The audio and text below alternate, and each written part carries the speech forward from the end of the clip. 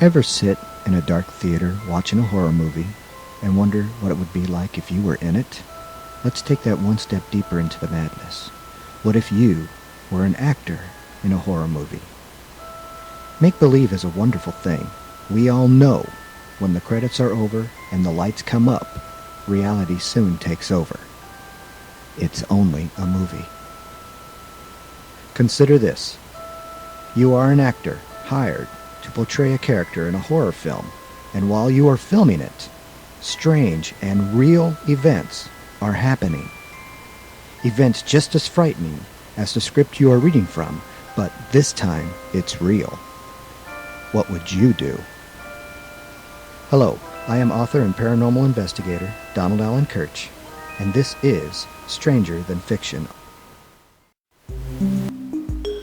Forget the world you know. Enter a bizarre dimension where the strange and unusual guide your imagination towards the unimaginable. Life is stranger than fiction in these true stories, where the ordinary is replaced with the extraordinary. Explore strange legends, weird myths, and odd folklore. The facts are laid before you to examine. You're invited to draw your own conclusions on these true stories of the paranormal.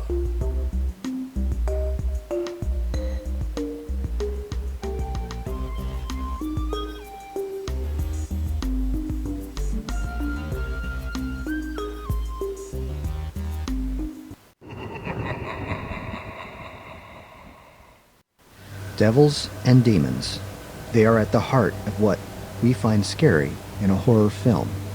And no film was more frightening to watch than the 1973 Warner Brothers motion picture, The Exorcist. This is the story behind one of the most horrifying films in Hollywood history, and the true event that inspired the best-selling novel. In 1973, audiences around the world flocked to their local movie theaters to watch the story of a young girl struggle with the demonic possession of an evil spirit named Pazuzu. Based on the international bestseller written by William Peter Blatty, the motion picture The Exorcist broke all records. Even during the filming, actors, producers, and the director wondered if they were hurting their young female star, Linda Blair. No one in the film world had ever heard an innocent blurt out so many colorful metaphors. There was a lot more going on inside the set of this motion picture than anyone at the time was willing to confess to. Something was there. Something more than just Hollywood magic. The novel upon which the motion picture was based held a rather impressive record of being on the New York bestsellers list for over 55 weeks. At that time, no one but a few knew that the story was based upon an actual exorcism that had taken place in St. Louis, Missouri in 1949. After several attempts, Warner Brothers finally obtained the motion picture rights and had set aside over $4 million for the making of this motion picture, an unheard of amount for a horror movie at that time. Due to the special effects and the problems therein, the total cost of making the film was over $12 million. There were also problems with the cast and crew, namely a lot of deaths. Death is the way of the world. However, to have so many unnatural deaths associated with such a temporary thing as the making of a movie put the toll associated with the filming of The Exorcist high above the national norm. There were at least 9 recorded deaths associated with the making of this movie. Not one person connected with the film escaped life's last sting.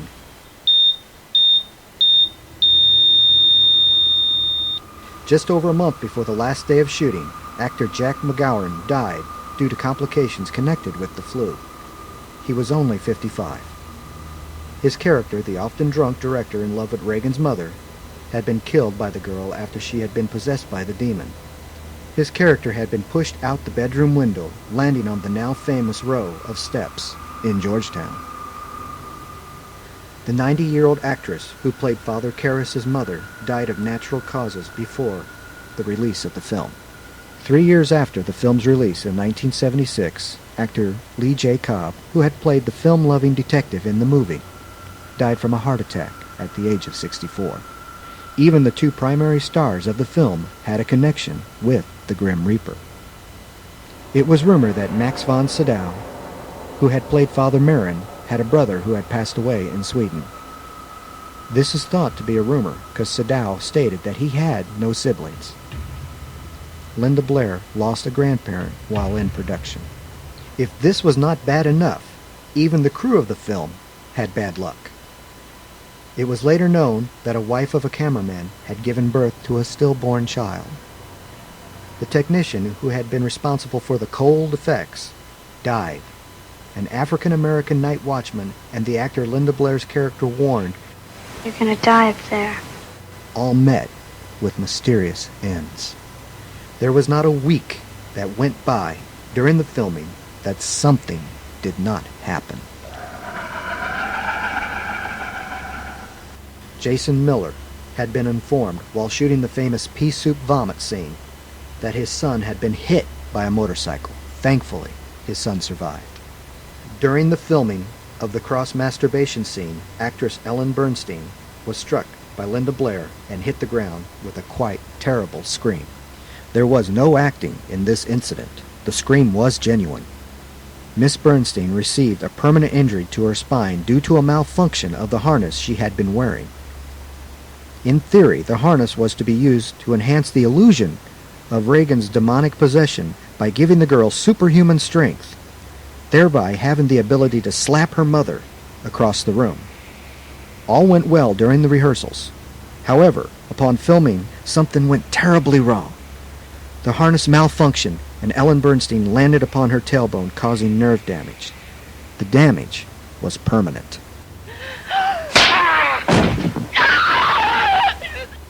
The sets for the film had to be specially built by people specializing in refrigeration.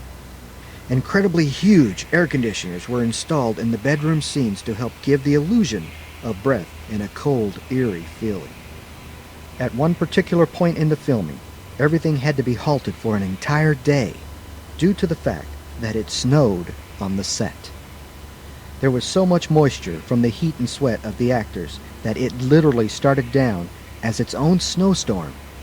It was reported in the filming logs that the set was sometimes set as low as -30 to -40 degrees. While building these sets, although it cannot be substantiated, a carpenter was said to have accidentally cut off several of his fingers. Now, if this was not enough to convince the skeptical, the set caught fire. As it was explained in their logs, once, when all had gone home after an incredibly long shooting week, the set had caught fire, burning to the ground. The release of the film had been delayed because the Georgetown set had been reduced to ashes. The fire's cause remains a mystery to this day. The director had requested, no doubt as a publicity ploy, for a Roman Catholic priest to help perform an exorcism on the film set. But since it is held in the belief of the Catholic Church that only people can be possessed by a demon and not a thing, the request was refused. However, a blessing was given and some fears were soon calmed. William Peter Blatty had even been affected by the film. Blatty's ex-wife reported she had seen upon several separate occasions the telephone rising off of its hook and dropping upon the living room floor on its own accord. Now, at first, the best-selling author had his doubts. This could not have been caused by an earthquake. These were the old and bulky Ma Bell telephones. The sight of this unexplainable phenomenon made Blatty pause. The Reverend Billy Graham, upon the film's release, proclaimed to any and all that the forces of darkness were aligned with this thing and that there was a power of evil in the film. Some heeded his warnings and have yet to gather the courage to go see this film to this very day. One last production fact from this movie. The director, when finished with the film, took it to a production company for final editing in New York City. The firm's address was 666 Fifth Avenue. It is said that the devil is a good trickster. He loves playing the game. That was the horror film. Now, how about a dose of reality? Few people realize that William Peter Blatty based his novel on a true event, a real exorcism that took place in 1949. The victim was not the daughter of a movie star, as portrayed in the movie, but that of a confused young boy named Roland Doe. Most of the information about this event comes from a personal diary kept by the attending priest, Father Raymond Bishop. The child's name, Roland Doe, is not really his. It was assigned to the boy by the Catholic Church to help protect his identity. It is a secret that is kept to this day. It is said that the man has no memory of his past possession. The other eyewitness, and the only one still alive today, was Father William H. Halloran. Halloran was a young priest and participated in the exorcism with Bishop. Roland Doe had been an only child. Living in a poor family and always moving about, he had no playmates or friends he could bond with. Often, he had to rely upon the kindness of his parents for playmates. He also loved his Aunt Harriet. His aunt had been a spiritualist. After Roland had shown interest in the Ouija board, the woman showed him how to use it. Both would often pass the night trying to contact the spirit world. Roland's world turned upside down when his beloved aunt died. He took his aunt's Ouija board and used it to contact her. Anyone in the psychic world will tell you, do not use a Ouija board by yourself. This opens the user to all kinds of disastrous possibilities. Strange things began to happen at the Doe house. Scratchy noises woke most up during the early hours of the morning. Roland's appearance turned demonic, and after a few horrific episodes of his bed moving, a container of holy waters being smashed against the floor by an invisible power, and words appearing on their son's chest, both parents went to the local church for guidance. What could have caused an otherwise normal young man to become so disturbed that the Catholic Church would be summoned to assist in the mental well-being of Roland Doe? After all, his family wasn't Catholic. This was a crisis of faith, and something not simply suggested in passing. Roland went through almost 7 days of constant care and ritual. The priest saw to his needs, helped to clean his wounds, of which there were several, and took articulate and accurate notes as to the messages that had formed upon his body. The words hell and devil were seen to appear upon his chest as if by magic. Once before, another priest had tried to perform an exorcism, and Roland had managed to tear loose a box spring, using it to slice a wound up the priest's entire arm. The wound was so deep that stitches were required. From that moment on, Roland had been strapped down to his bed. The exorcism had lasted several weeks and took 30 times to show success. The ritual was finally coming to its end, and all those involved were starting to show their loss of strength. It was on Easter Sunday that things started to change. It had been documented while the exorcism had been reaching its end, several monks in morning prayer saw a figure of the Archangel Michael appear to them upon the altar at a nearby church. Had God been listening? A loud report echoed through the entire church, and most of those in presence stated that the sun shined through the windows more brightly than they had ever witnessed it before. Roland was free. After the exorcism was over, the family was no longer troubled and moved back to their home. Roland Doe went on to become a successful and happily married man, a father and a grandfather.